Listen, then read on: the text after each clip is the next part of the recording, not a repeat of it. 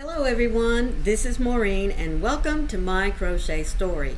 Today is Sunday, January the 14th, and I am here to just kick back and do a little Sunday chit chat with you. I do hope that you'll stay for the entire little video. Just want to get you caught up on what I did last week and what I wasn't able to do last week and what I hope to accomplish this next week. But before I get into that, let me say welcome and thank you to all of you that are here, especially those of you that have supported me on this wonderful journey. And I do hope that you were able to catch me this past Friday where I had my monetization party. I mean, it's only because of you that I have reached that small milestone of reaching over 3,000 hours of watch time and busting the 500 subscribers that I needed. This past year, 2023, I saw a tremendous growth that I did not expect to happen, for just a couple of years. But y'all have just been so gracious and so kind, and I'm not gonna cry, not gonna cry. But I do want to say thank you for all the times you've been there and for your time today.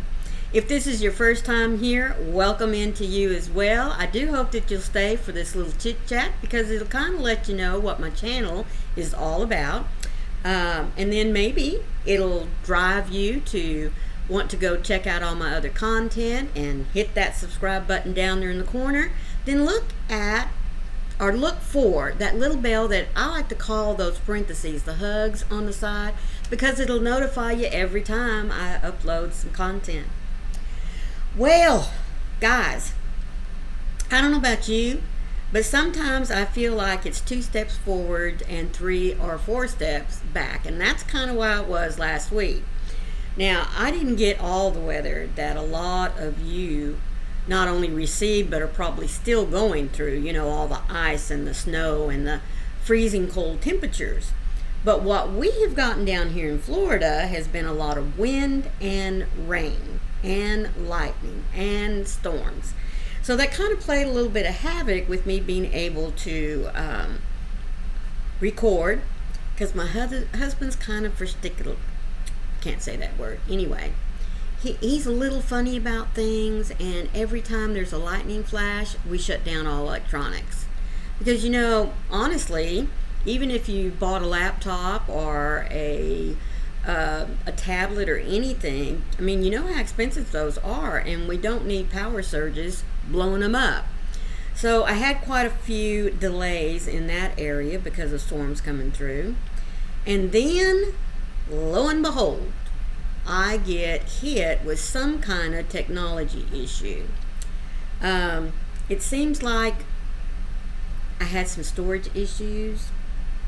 And when everything was said and done, and what I mean by said and done, guys, I love my husband, and he really is awesome with technology. He honestly is.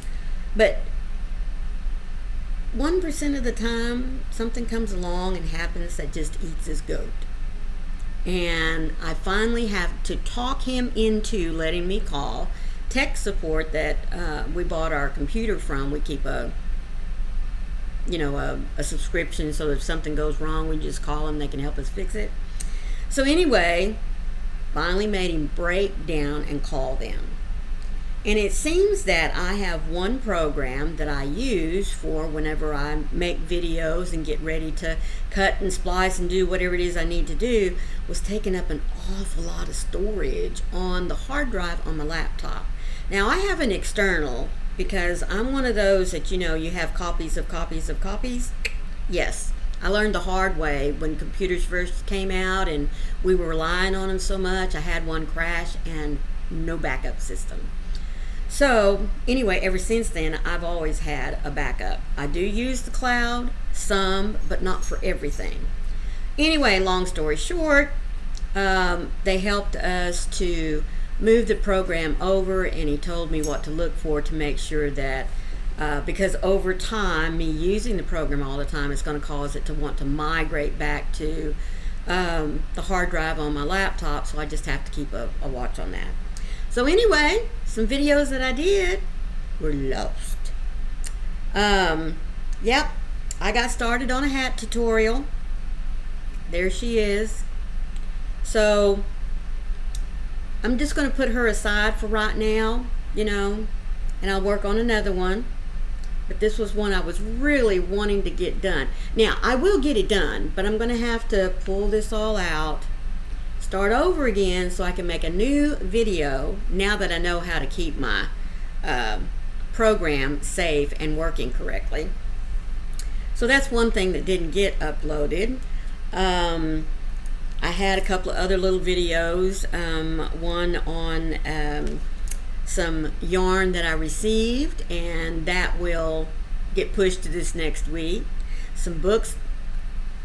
He's not here, but anyway, and I was getting ready to whisper books, but you know, I mean, it's just me and the dog, so why should I have to whisper, right? But I did order some more books. I'm very excited to show those to you. I do hope that you were able to catch my little Dash the Dino, or excuse me, Dash the Dinosaur. He's my first little lovey, the knotted loveys.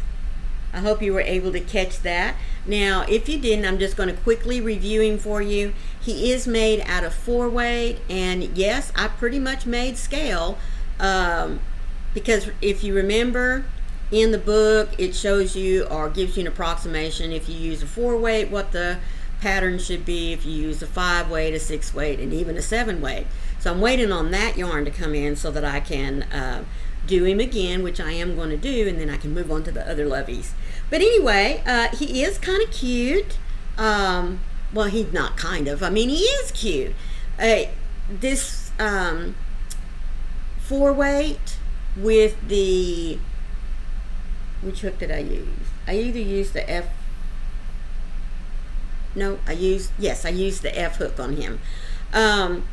So he came out to be about 10 inches.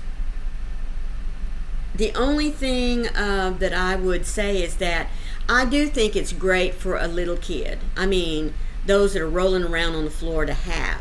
But this one's made out of acrylic, so if you are going to make it for children, any that might want to put it in their mouth, you know, rub it across their face and their eyes and everything, I would suggest that you get a good cotton, not one that's going to pile or peel, whatever you want to call that. Get a good cotton, because you're going to want them to be able to play with it and everything. But you know, I feel like it really is the right size for babies. So I definitely will be making several of these little loveys in the 4-weight, so that I can pass those out. But anyway, that one did get uploaded. I do hope that you'll take a moment and go back and check. That would be uploaded on Wednesdays, Amigurumi Wednesdays. So for this next week, what am I going to do? I am going to have a new stitch out for you on Monday. I do hope that you'll come along and watch that tutorial.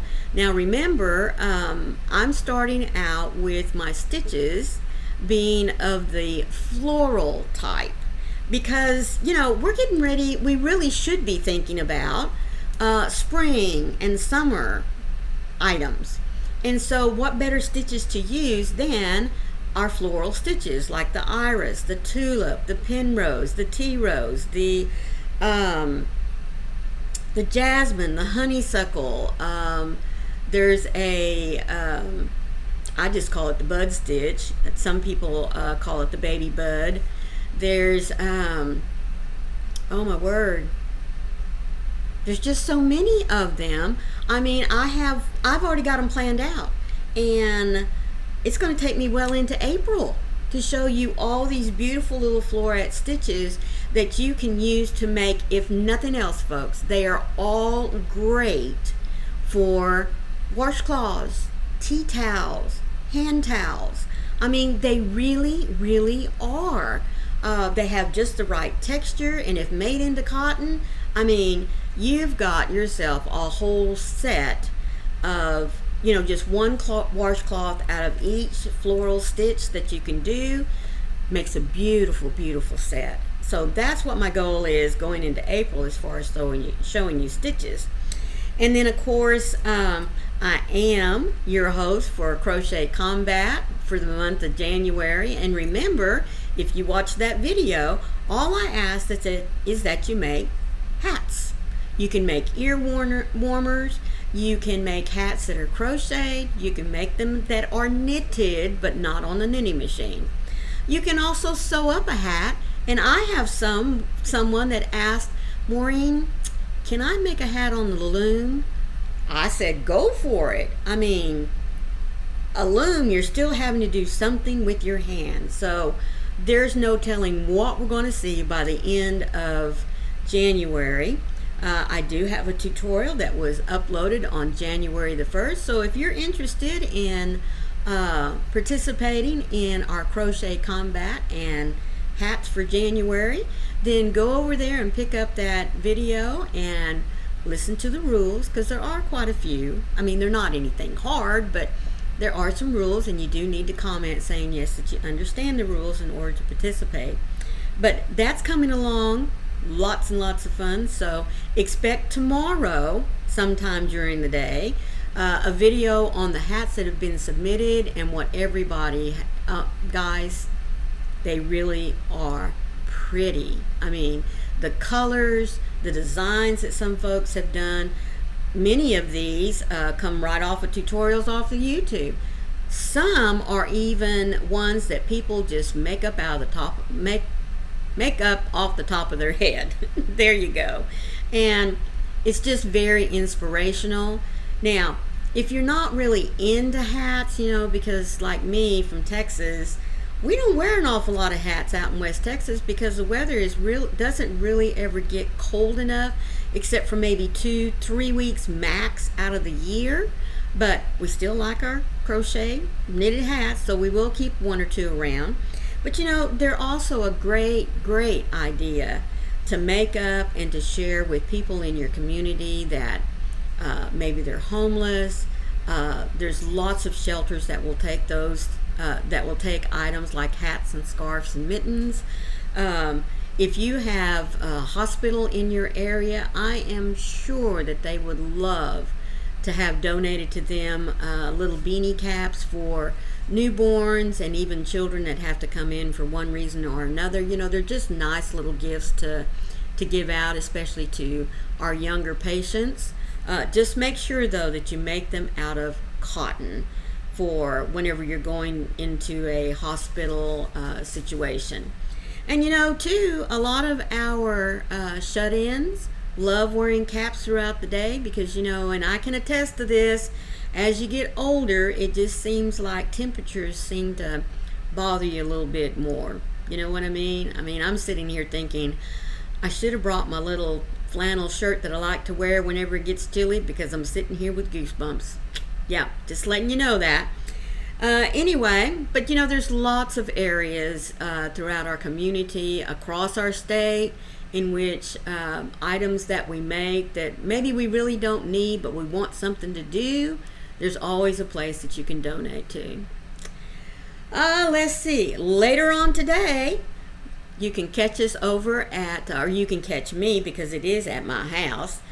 Twisted Fiber Friends will be on at 4 p.m. Eastern Standard Time, and we will be finishing up working with the Heart Granny Square and give you some ideas of what you can do with those. So that'll be later on today.